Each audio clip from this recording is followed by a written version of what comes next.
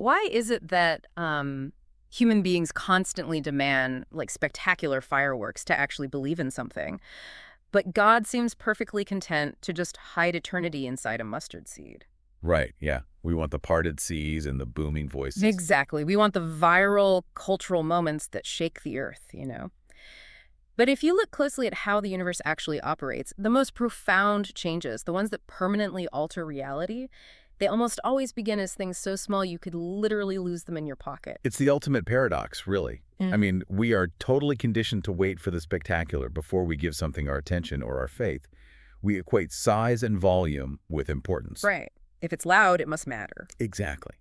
But the divine methodology, historically and theologically, runs in the exact opposite direction. The spectacular is quietly constructed out of the ordinary. It's usually built by people who are just, remaining faithful in the super mundane details of their lives. And that contrast is, well, it's exactly what we're feeling right now here in the studio. For those listening, just to set the scene, we are broadcasting this deep dive from the little station on Commercial Street in historic Atchison, Kansas. And it is early. It is so early. It's that very specific kind of quiet that only happens just before the world actually decides to wake up. We've got the lamps in the studio lit, and they're casting this warm golden circle across the desk. The microphones are glowing. I've got mugs of coffee setting up those little ribbons of steam. Yes, thank goodness for the coffee. And if you look out the window down Commercial Street right now, the town is just barely beginning to stir. The porch lights are starting to flicker off one by one. You can really feel the transition happening. You really can. I mean, somewhere down the block, a baker has already unlocked his shop door. He's probably turned on the ovens. Outside, long before any of us have even thought to, thank him for it, there's a single robin out there announcing the morning. Doing his job. Right. And there's something so wonderfully democratic about the dawn, isn't there? It arrives exactly the same way for the king and the carpenter, for the widow, the merchant, the exhausted college student. Yeah, it doesn't play favorites. Every single sunrise is this fresh, astonishing gift that absolutely none of us has earned. None of us. And yet, because it happens every 24 hours, we barely even register it as a miracle. We just complain that the sun is in our eyes. Which makes this the absolute perfect setting for our mission today. Because before the day's labors claim your attention, before your alarm clocks go off, and before your inbox fills up with demands, we're taking a moment to stop. We're going to look closely at the things we usually walk right past. Right. Today's deep dive is an exploration of a theme that honestly goes against every single instinct of our modern culture. We're talking about the greatness of small things. And we have a really fascinating stack of sources to unpack for this one. We really do. We're looking at a gospel reading from Matthew 13, specifically the parables of the mustard seed and the leaven. And then we're going to dive deep into the philosophical writings of G.K. Chesterton. Pulling from orthodoxy, heretics, and what's wrong with the world. Exactly. Plus, we'll be pulling practical wisdom from the 6th century rule of St. Benedict. And we're going to tie it all together with, well, the ethos of classic broadcasting and the brilliant detective work of Father Brown. It's a packed deep dive today. It is. But the goal is to figure out why God takes absolute delight in hiding eternity inside ordinary mornings and, seemingly insignificant acts. Well, to do that, we really have to start by completely dismantling our modern framework of how truth is communicated. And there is no better place to start than the teaching method of Christ himself in Matthew 13. Okay, let's unpack this. He is standing by the Sea of Galilee, right? Right. Massive crowds are pressing in on him.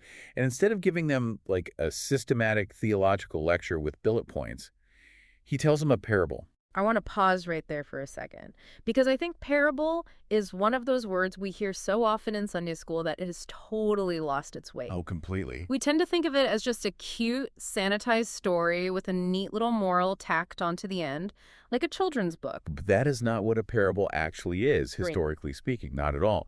If we look at the etymology detailed in the Catholic Encyclopedia, the word comes from the Hebrew word mashal and the Greek word parabole. And what does that translate to? Literally translated, it means to throw beside or to throw against. It signifies a harsh comparison. You are taking a likeness from the earthly, sensible, very real world, and you are throwing it against a spiritual or heavenly ideal to reveal a hidden truth. It's almost confrontational. To throw against. It is deeply confrontational to our assumptions. In ancient Middle Eastern literature, a parable was often considered a riddle. The ancient texts call it a dark saying. A dark saying. That sounds so much more intense than a Sunday school lesson. doesn't it? It has a light side and a dark side. It reveals and conceals simultaneously. Sir Francis Bacon actually described parables beautifully. He said they are serviceable as a mask and veil, and also for elucidation and illustration. So it's designed to hide things from people who aren't really paying attention. Exactly. The whole point of a parable is that it does not do the work for you. It is deliberately designed to stir curiosity, to demand intelligence, and to force your active participation. Wow, that makes so much sense of the phrase Jesus constantly uses, he that hath ears to hear, let him hear. Yes. If he just handed the crowd a bulleted list of abstract philosophical principles, their intellectual defenses would immediately go up. They'd start arguing with the premises. But if you hand someone a riddle about a farmer or a seed, it slips right past those defenses. It gets under their skin. They literally have to wrestle with it on the walk home. That's brilliant. And there's a crucial distinction we have to make here, I think, between Christ's parables and other ancient mythologies, because they are not the same thing. No, the Hellenic genius, the Greek and Roman minds, they were incredibly prone to myth-making. But their myths required the complete suspension of natural law. Right, like gods throwing lightning bolts. Yeah, they invented Nereids and Hamadryds, gods of the water and the trees. You have talking animals in Aesop's fables, enchanted stones, gods disguising themselves as swans or bulls. It basically requires a magical universe to convey a moral truth. But when you look at Christ's parables, there is absolutely zero magic. None. Zero. And that is the radical theological point. The Hebrew mind, and Christ specifically, is rooted strictly in the realism of the everyday. He never ever uses a talking beast or a magically enchanted tree. Because he doesn't need to. Exactly. Because the theology dictates that nature, as it already exists, is the kingdom of God. The physical world, governed by its ordinary natural laws, is already emblematic of divine truth. So the mechanism of a seed germinating in the dirt, it isn't magical, but it's profoundly supernatural in its meaning. Yes. God doesn't need to invent a fantasy realm to explain himself. He just needs us to look at the actual universe with purged eyes. Which brings us perfectly to the first specific example from Matthew 13, verses 31 and 32. Jesus says, "The kingdom of heaven is like to a grain of mustard seed, which a man took and sowed in his field, which indeed is the least of all seeds. But when it is grown, it is the greatest among herbs, and becometh a tree, so that the birds of the air come and lodge in the branches thereof." The comedic timing of this is just incredible. It really is. I mean, think about the context. You have an oppressed people living under the boot of the Roman Empire. They are desperately waiting for a conquering Messiah to establish a world-altering kingdom. They want a military general. Right. And Jesus stands up and says, "This massive divine kingdom you're waiting for, it's like a mustard seed." It's hilarious. The Old Testament prophets constantly use the towering cedars of Lebanon as symbols of majestic power. They use roaring lions or snowy mountain peaks. And Jesus chooses a seed so small it can literally get stuck under your fingernail. It feels like a terrible marketing strategy. By the metrics of human public relations, it is a total disaster. But that is the filter we have to remove to understand it. Now, the plant he is referencing is the black mustard plant. Botanically, it's known as Sinapis nigra, and it is the subject of a really fascinating historical and scientific debate. Wait, hold on. I'm glad you brought this up. Because I've heard modern skeptics and biologists tear this specific parable apart online. Oh, sure. They point out that scientifically speaking, the mustard seed is not the smallest seed in the world. Orchid seeds, for instance, are microscopically smaller. So the argument goes, if Jesus is supposedly the creator of the universe and he makes a basic botanical error by calling it the least of all seeds, doesn't that just invalidate the entire metaphor for a modern, scientifically minded listener? I hear that all the time. But it reveals a fundamental misunderstanding of how ancient literature actually functions. The commentators, including St. Jerome and modern biblical scholars, remind us of an elementary rule of sound literary criticism. Which is? You do not look for 21st century Linnaean scientific precision in a first century proverbial estimate. In the linguistic and cultural context of agrarian Judea, the phrase "small as a mustard seed" was a deeply ingrained colloquialism. So it was just a common saying. Exactly. It was the common proverbial placeholder for the tiniest thing imaginable. It was so culturally ubiquitous that it even appears centuries later in the Quran as a metaphor for something microscopic. So he's just speaking their language. He's using a cultural touchstone they would instantly recognize, not presenting a peer-reviewed paper at a botanical society. Right. If he had used an orchid seed, which they had absolutely no cultural reference for, it would have ruined the riddle. But the reality of the black mustard plant in the Jordan Valley is what makes the parable so explosive. What happens when it grows? In that rich soil, this microscopic speck grows with ferocious speed. Travelers and naturalists in the 19th century actually documented fields of Sinapis nigra growing as tall as a man sitting on horseback. Seriously, a mustard plant that big? Yes. The stems become thick and woody, almost like a tree. So the contrast is the whole point. The contrast is everything.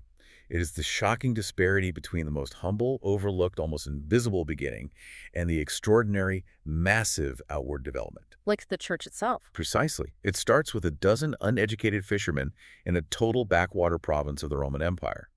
A movement the Romans didn't even bother to notice at first. And it grows to such an astonishing size that, as the parable says, the birds of the air come and lodge in the branches. And those birds aren't just literal birds, are they? Because when you look back at the Old Testament, like in Ezekiel or Daniel, birds nesting in a tree is a very specific political and theological symbol. You're exactly right. In biblical symbolism, massive trees sheltering the birds of the air represents a great empire sheltering all the nations of the world. The birds are the people. The birds represent the Gentiles, the diverse peoples of the earth, finding refuge and peace in this kingdom.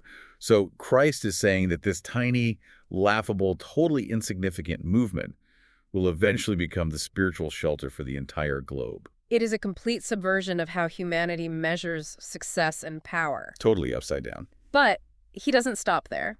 He immediately follows the mustard seed with a second one-sentence parable about the ordinary. He says, "The kingdom of heaven is like to leaven, which a woman took and hid in 3 measures of meal until the whole was leavened." Now, I have to say I'm struggling with this one a bit. How so? Well, if you read the rest of the Bible, isn't yeast or leaven almost universally used as a symbol for sin and corruption? It is. In almost every other biblical context, leaven is intensely negative. Right. I mean, the whole ritual of Passover requires the Israelites to frantically scrub every microscopic trace of leaven out of their houses to represent fleeing from the corruption of Egypt. Yep. And later in the Gospels, Jesus specifically warns his disciples to beware the leaven of the Pharisees, meaning their hypocrisy. The mechanism of yeast is that a tiny bit of rot spoils the whole batch of dough. So why on earth would Jesus take the ultimate symbol of corruption and suddenly say, hey, this is what the kingdom of God is like? Because Jesus is an absolute master of philosophical judo. Philosophical judo, I like that. He really is. He is taking a well-known metaphor for pervasive, invisible influence, and he is flipping the polarity entirely. Yes, leaven usually represents how quickly sin, gossip, or hypocrisy can silently infect a community. Yeah. But here, he is making the radical claim that grace and truth are equally pervasive. So they operate on the same hidden level. Exactly. If the mustard seed parable is about the visible, massive outward growth of the kingdom in the world, the leaven parable is about the invisible, internal, transformative power of the kingdom inside the human heart and inside human society. So it's really about the mechanism of change. Think about how yeast actually works chemically. It doesn't just sit on top of the dough like a decoration, right? Right, it gets in there. It is a living microorganism that consumes sugars and releases carbon dioxide. It completely permeates the dough. It alters the fundamental chemical structure of the bread from the inside out. It changes what it is. Yes. It works in the dark. Yeah. It works silently. Yeah. And you cannot stop it once it starts. That is the mystery of regeneration the theologians talk about. Grace doesn't just paint over our flaws, it fundamentally alters our nature from the inside out. And often it happens so quietly we don't even realize it's working. And we really have to look at the specific measurements Jesus uses here because this is where that hidden humor comes back. Oh, the amount of flour. Yes. He says the woman hid the yeast in 3 measures of wheat flour. I did some digging into the historical commentaries on this before we went on air. 3 measures is roughly equivalent to an ephah. We're talking about roughly 50 to 60 pounds of flour. Which is an absolutely industrial amount baking for one woman in a domestic kitchen. I mean, I bake bread sometimes, and a few cups of flour makes a huge mess. 60 pounds. It's enough to bake bread to feed 100 people. Easily. So this isn't just a quaint little story about a housewife making a single loaf for her husband's dinner. The scale is completely absurd. The extreme exaggeration proves the point he's making. Jesus is illustrating the massive, unstoppable, entirely disproportionate effect of the kingdom's hidden growth. A tiny bit of yeast versus 60 pounds of dead flour. Exactly. A microscopic, invisible organism completely transforms 60 pounds of heavy, dead flour, turning it into something entirely new. A single, quiet act of faith. A single hidden prayer, a single moment of grace, it can alter the trajectory of 100 lives. So if we take these two parables seriously, it means you and I have a profound perception problem. We really do. We are walking around looking for the wrong things. We are looking for earthquakes when God is operating at the cellular level. To really understand the philosophical mindset required to see the world the way these parables demand, we have to bring in one of our absolute favorite thinkers here at Chesterton Radio. The great G.K. Chesterton himself. The master of this exact topic. He dedicated his entire life to turning the world upside down so that modern people could finally see it right side up. He really did. There is a quote of his from a collection of essays called Tremendous Trifles that I think perfectly diagnoses our current cultural disease. He writes, "The world will never starve for want of wonders, but only for want of wonder." It's a brilliant distinction. Want of wonders versus want of wonder. The wonders are present. The capacity to perceive them is what's broken. If you think about the water we swim in today, our culture is just absolutely addicted to scale and spectacle. Oh, completely addicted. We have this unspoken, subconscious assumption that the tallest skyscraper must house the most important people. We assume that the person with 3 million followers on social media inherently possesses more truth than the person with 3. Right. If it's big, it's true. We think the loudest, most controversial voice in the room is the one shaping history. We are conditioned to believe that if something isn't a global, viral phenomenon, it simply doesn't matter. But Chesterton is arguing that the objective wonders are all around us.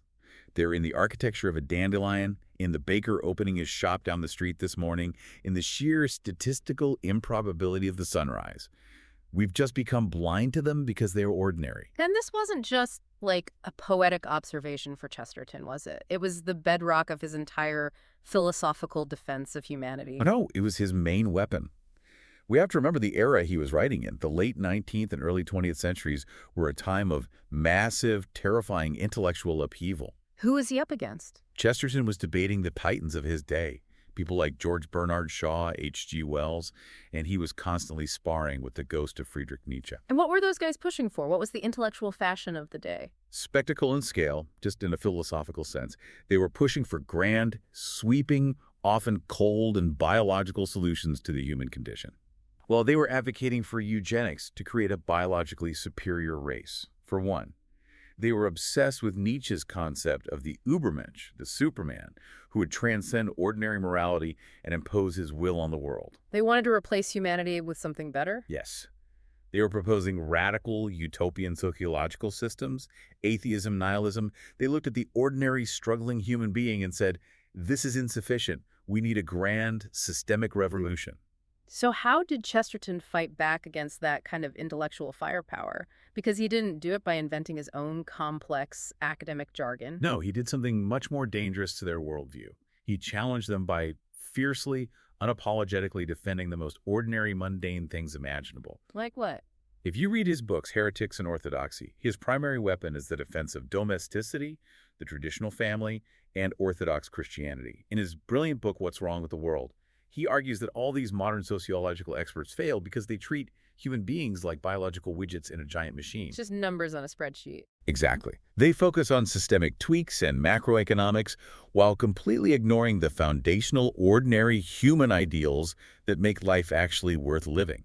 It's the difference between trying to build a better house and trying to redefine what a home actually is. Precisely. Chesterton believed the problem wasn't that our political systems were too small to handle our problems. The problem was that our understanding of what it means to be a human being had shrunk. We lost the romance of the everyday. We were looking for the Superman while completely ignoring the miraculous nature of the ordinary man. There is a metaphor he uses at the beginning of Orthodoxy that I think is one of the greatest pieces of writing in the 20th century. It's the idea of a man discovering England. Can you walk us through the mechanics of that story? Because it perfectly illustrates this shift in perspective. Oh, it is a hilarious and profound image. Oh. Chesterton asks you to imagine a romantic, adventurous English yachtsman. This man wants the thrill of discovery, right? So he sets sail from England to discover a new, exotic, uncharted island in the South Seas. He wants an adventure. Right. He navigates through terrible storms, thick fogs, treacherous waters. Finally, he spots a strange coastline. He wades ashore, armed to the teeth, ready to plant his flag and claim this alien territory. Only to realize, through a spectacular miscalculation in his navigation, that he has landed right back on the coast of England. He discovered his own home. He did. He thought he was planting a flag in a new world, and he planted it on the pavilion at Brighton. It's so funny, but the philosophical point underneath it is devastating. Devastating to the modern ego, for sure. Exactly. Chesterton uses this story to explain his own spiritual and intellectual journey. As a young man, he tried to invent a new, radical, groundbreaking philosophy to explain the universe. He thought he was being terribly modern and rebellious. Like we all do when we're young. Right. But after years of intellectual wandering, he looked at the philosophy he had constructed and realized that Orthodox Christianity had already beaten him to it by 2,000 years. The ultimate punchline. The realization, the profound paradigm shift, is that the most romantic, wonderful, and thrilling thing in the entire universe isn't to find something completely alien and novel. The greatest thrill is to discover that you already belong to the truth. Wow. It is the realization that the home you thought was boring and ordinary is actually the most magical, miraculous place in the cosmos. You don't need to sail to the South Seas to find a wonder. You just need to realize that the ground you are standing on is already holy. Yep. Let's take Chesterton's romance of the everyday and throw it against the parables we started with. Because if Chesterton is right, then God is the ultimate practitioner of this philosophy. I mean, look at the central claim of Christianity, the incarnation. The ultimate mustard seed. Yes. If you or I were tasked with writing the script for the creator of the universe entering human history, how would we do it? Oh, we would demand maximum spectacle. We would place him in Rome, right in the geopolitical center of the empire. Exactly. We'd have him born in a marble palace, surrounded by legions of elite soldiers and the greatest philosophers of the age. We would ensure it was a viral, undeniable, global event. It would be on the front page of every paper. But what does God actually do? He chooses the absolute margins of the map. He chooses a tiny, obscure, dusty town called Bethlehem. And then he grows up in Nazareth. Right. A village so uncelebrated and culturally backwards that in the Gospel of John, Nathanael literally asks, "Can anything good come from Nazareth?" It was literally a punchline of a town. He is born in a humble stable, surrounded not by emperors, but by livestock and working-class, uneducated shepherds. He spends 30 years living in complete obscurity, working as a manual laborer, a carpenter. And ordinary things. And then the culmination of his life, the cross. To the Roman Empire, the crucifixion just looked like a tiny, localized, pathetic defeat of a delusional peasant rabbi. It looked like the absolute end of the story. Just another execution to them. But the cross was the mustard seed. That hyper-localized, seemingly insignificant defeat became the universal victory that altered the cosmos and conquered Rome itself. If we look at the broader theological implications of that, it completely validates Chesterton's thesis. God actively, deliberately prefers the small, the hidden, and the ordinary as the delivery system for the extraordinary. It is his signature. It really is. The incarnation proves that the boundless, uncontainable eternity of God can fit inside a fragile human infant. The theology of the Eucharist proves that the divine presence can be entirely hidden within the ordinary accidents of bread and wine. And the parables prove that the kingdom of heaven operates like a microscopic seed or a hidden fungus. It is a consistent, deliberate, undeniable methodology of hiding in plain sight. Which brings us to, I think, the most practical question of this entire deep dive. The philosophy of wonder is beautiful to talk about. The theology of the mustard seed is staggering to contemplate. But how do you and I actually live this out? Right, in the real world. How do we practice the romance of the everyday on a random Tuesday when the alarm goes off at 6 a.m., the kids are screaming, the coffee maker is broken, and the inbox is overflowing with demands? How do we bridge the gap between theology and reality? For the answer to that, our sources point us away from the theorists and toward the practitioners. Specifically, a man who lived about 1,500 years ago in the chaos of the declining Roman Empire. St. Benedict of Nursia. Yes, the abbot of Monte Cassino. If Chesterton gives us the philosophy of the ordinary, St. Benedict gives us the actual practical manual for living it. He wrote the rule for monasteries around 530 A.D. But to understand why this rule was so incredibly revolutionary, we have to explain what monasticism looked like before Benedict came along. Because it was wild. It was intense. Tell us about the Desert Fathers. It was the era of the Desert Fathers and what historians often call competitive asceticism. You had hermits going out into the Egyptian and Syrian deserts, attempting these spectacular, highly visible feats of spiritual endurance. Like what kind of feats? The most famous example is St. Simeon Stylites. He lived on a small platform on top of a massive pillar in the desert for nearly 40 years. 40 years on a pillar. Yeah. And others would live in caves, eating nothing but grass, wearing hair shirts, and severely punishing their bodies. Why did they do it? What was the spiritual logic behind sitting on a pillar for 4 decades? The logic was a profound desire to detach entirely from the corruption of the world and the flesh, to achieve a state of pure spiritual contemplation. They viewed the body and ordinary human society as obstacles to be overcome through sheer willpower and extreme physical suffering. It was deeply devout, obviously. Deeply devout, but it was also a spiritual spectacle. It drew huge crowds. It was essentially the extreme sports version of holiness. And then St. Benedict comes along, looked at the guys on the pillars, and charts a completely different course. Radically different.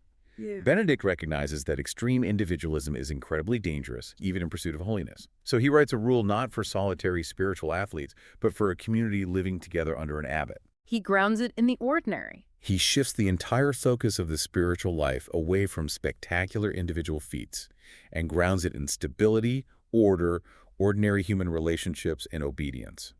He summarizes it with a simple, profound motto: ora et labora.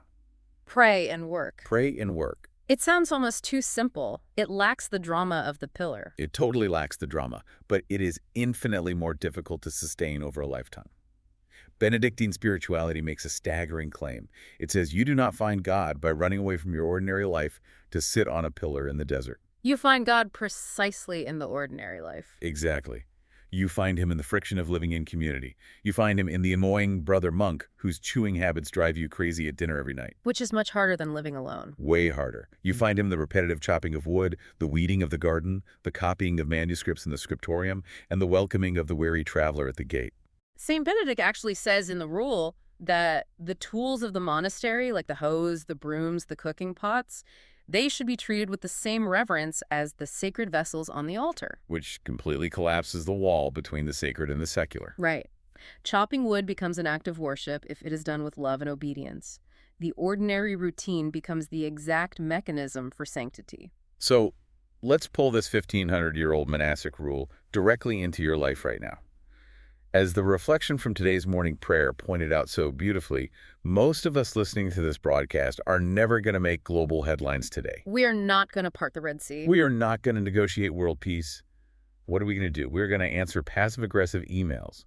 We're going to prepare meals for toddlers who will complain that the toast is cut into the wrong shape. Yes, the wrong triangles. We're going to fix a broken pipe, teach a classroom of distracted middle schoolers, fold endless piles of laundry, or sit in cubicles staring at spreadsheets. And the overwhelming temptation, the lie that our modern culture constantly whispers to us, is that because those things are common, they just don't matter. We are tempted to think that our real life hasn't started yet. Right. We think we are just treading water, killing time, waiting for the opportunity to do something important and spectacular. But the rule of St. Benedict, backed by the parables of Christ, completely obliterates that lie.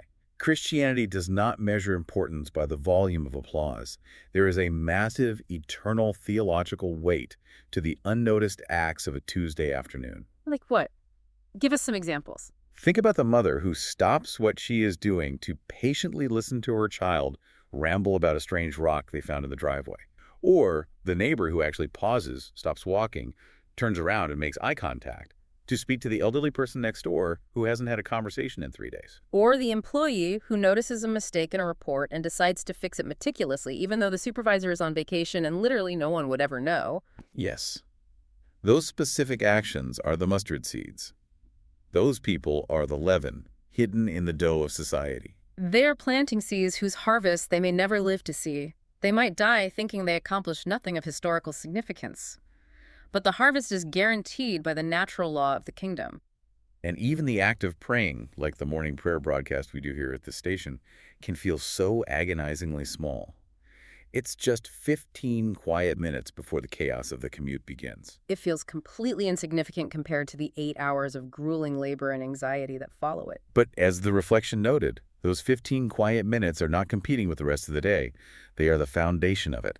Think of the mustard tree again. You cannot sustain the massive, visible branches of the tree without the deep, invisible roots pushing tirelessly into the dark soil. The Benedictine wisdom tells us that the kingdom of God isn't built through our frantic, noisy, exhausted efforts to become extraordinary. No, it is built through our willingness to let Christ take our ordinary, repetitive, deeply unglamorous duties and transform them into acts of profound, quiet faithfulness. It takes the pressure off to perform, but it infinitely raises the stakes of every single moment.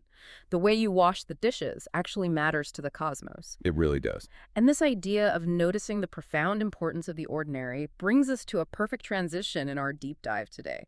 Because when we talk about looking closely at the mundane, about noticing the invisible details and the background characters that everyone else writes off as unimportant, we have to talk about another famous creation of G.K. Chesterton. Oh, yes. The man who solved the most baffling crimes, not by looking for the spectacular, but by looking at the terribly ordinary. Ah, Father Brown, the unassuming, umbrella-carrying, notoriously clumsy, round little Catholic priest from Essex, who also happens to be one of the greatest genius detectives in literature. Yes. Now, to appreciate the genius of Father Brown, you have to contrast him with the other great detective of the era, Sherlock Holmes. If Holmes solves a mystery, how does he do it?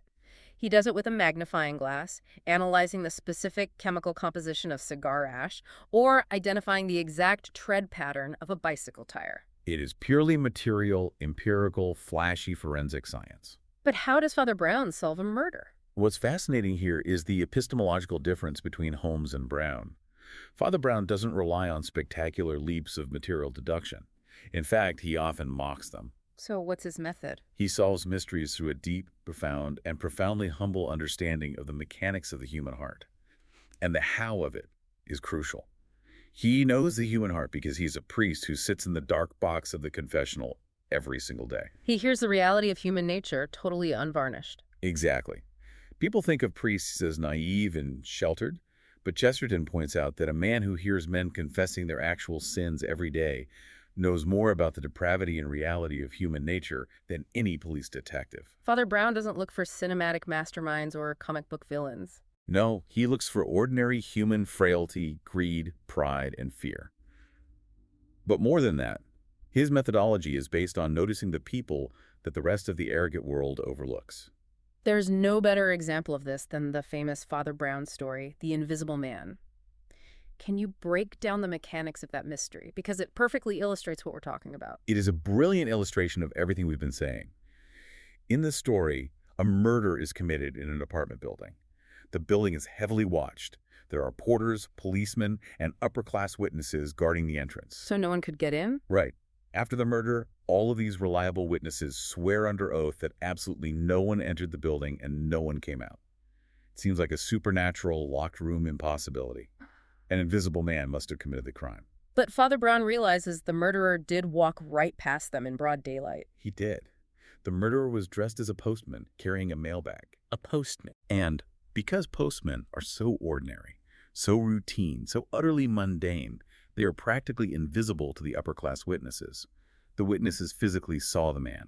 Their retinas registered his image, but their conscious minds completely filtered him out. They didn't register him as a person capable of altering the plot. Exactly. They registered him as part of the background furniture of reality. Father Brown is the only one who solves the crime because he is the only one who respects the significance of the small, the unnoticed, and the ordinary background characters of life. He sees the greatness of the small things and this deep respect for the unnoticed, the invisible, the things working in the background. It translates so perfectly into the art form we are participating in right now. The art of audio. The ethos of classic broadcasting and Chesterton radio itself. Think about the golden age of radio drama shows like Gunsmoke, Dragnet, or the BBC's Saturday Night Theatre.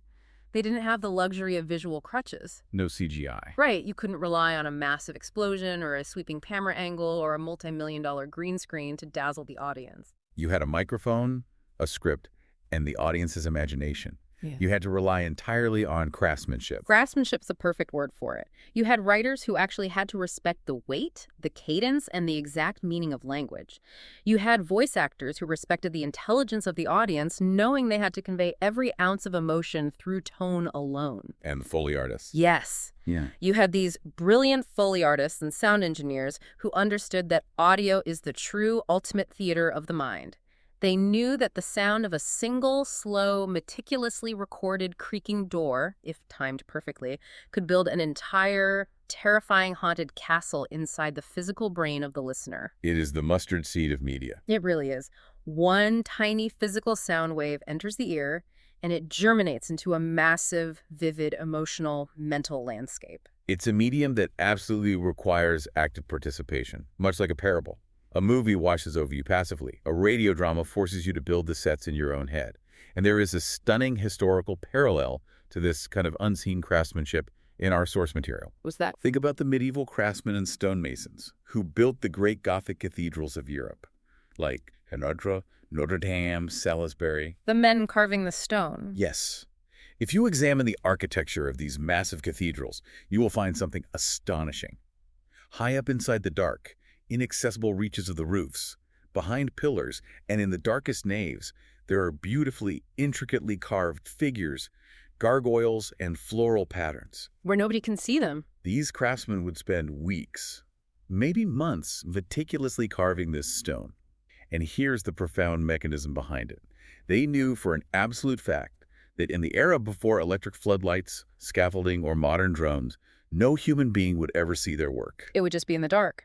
It would be entirely hidden in the shadows, 100 feet in the air, covered in dust, for centuries. So why do it?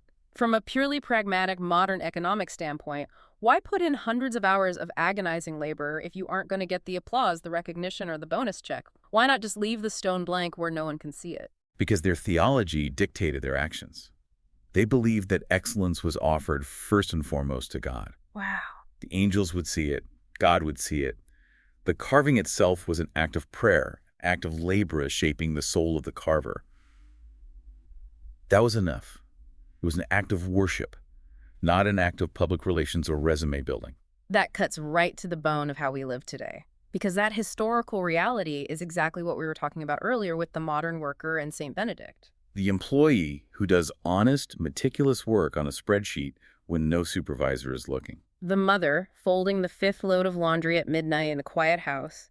The person who quietly cleans up a mess in the break room that they didn't make and tells no one. They are acting exactly like those medieval carvers. They are carving intricate beauty in the dark. They are the hidden yeast in the dough.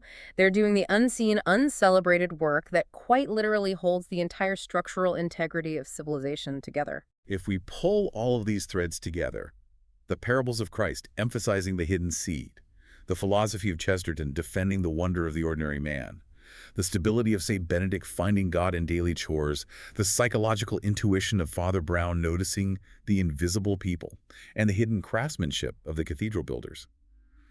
We don't just have a collection of nice ideas. We have a cohesive worldview. We see a unified, fiercely consistent worldview. A worldview that acts as an antidote to our modern anxiety. Exactly. It is a worldview that completely rejects the modern terror that we are somehow missing out on the big things happening somewhere else. It assures us that the most significant, world-altering things are already right in front of us, cleverly disguised as our daily duty. Disguised as daily duty. That is a beautiful and challenging way to summarize it. And this raises an important question, a final provocative thought that I think we should leave the listener with as they face the rest of their day. We spend so much of our lives looking out at the horizon, waiting for a spectacular, undeniable sign from heaven. We assume that heaven is hidden from us because it is incredibly far away, existing on some unreachable, ethereal plane that we can't possibly access until we die, or until we achieve some massive, transcendent, mystical experience. Right. We think heaven is somewhere way up behind the clouds, completely detached from our Tuesday morning. But what if we have the mechanics of it entirely backwards? What if heaven is hidden from us not because it is far away, but simply because it is astonishingly close? That's a staggering thought. What if it is hiding right now in the mundane, irritating chore you are about to do? What if the profound opportunity for supreme holiness is sitting in the driver's seat next to you in bumper-to-bumper traffic? What if it's waiting in the sink full of dirty dishes? Or in the incredibly difficult conversation you need to have with your coworker today? What if heaven is pressing up against the fabric of the ordinary so tightly that we look right past it, exactly like the upper-class witnesses looked right past the postman in Father Brown's story? What if heaven is hidden because it's astonishingly close? That is a thought that fundamentally changes how you look at the next 24 hours. It really does. If you haven't already, I highly encourage you to go back and listen to today's original morning prayer broadcast. Let that mustard seed of prayer take root in the soil of your mind before you tackle the demands of the day. It makes all the difference. And remember, the work we do here at Chesterton Radio, preserving these classic stories, broadcasting these deep dives, and keeping the theater of the mind alive, it is entirely listener-supported. It is built by a quiet community of builders, much like those medieval craftsmen. If you want to help us preserve these timeless ideas and create new ones for the future, we warmly invite you to join Chesterton Radio World. It is a community of people who still stubbornly believe in the romance of the everyday. It truly is. Well, we've unpacked a tremendous amount today. Until tomorrow morning, may you never underestimate the little things God places before you today. From the little station on Commercial Street in historic Atchison, Kansas, this is Chesterton Radio. The open door is always on.